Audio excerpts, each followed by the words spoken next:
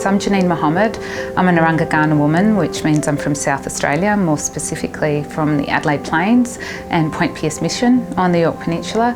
My childhood, if I'm to reflect on it, I would say that I had a really happy childhood. I lived by the beach and, had lots of friends and family that I was surrounded with. I love cooking. So much of my life is spent in a kitchen, and that's no surprise with having 5 children, so that matches in very well. And my other hobby is exercise, so I eat, I exercise, so that balances itself out as well. Role models and mentors, goes without saying that my nana, who raised me, was one of my greatest mentors. She grew up in a time that we learn about now, which was a number of policies that were imposed upon Aboriginal and Torres Strait Islander people.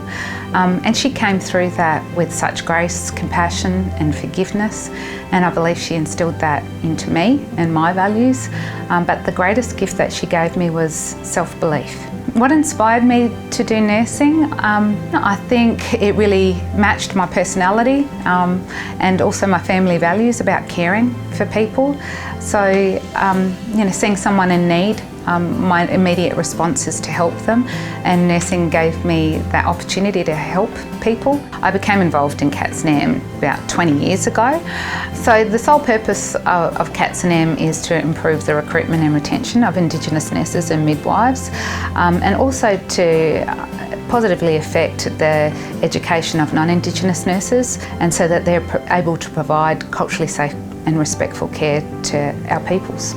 So a fond memory I had before going to uni was that I had the opportunity to go and visit the South Australian Institute of Technology, which of course morphed into University of South Australia later on.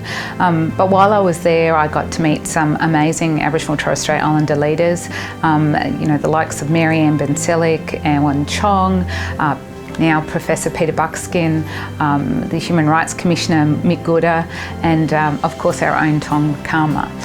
And these people went on to have amazing careers in Aboriginal and Torres Strait Islander health, and people that I personally got to know, but certainly inspired me then as a young person to join the University of South Australia.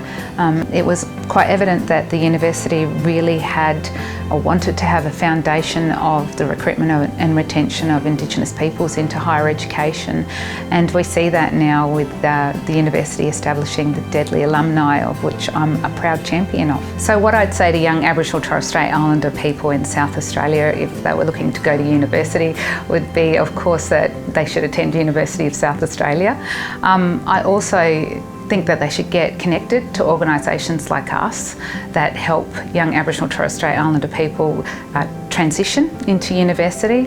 And I also believe finding role models and mentors in that career is highly important.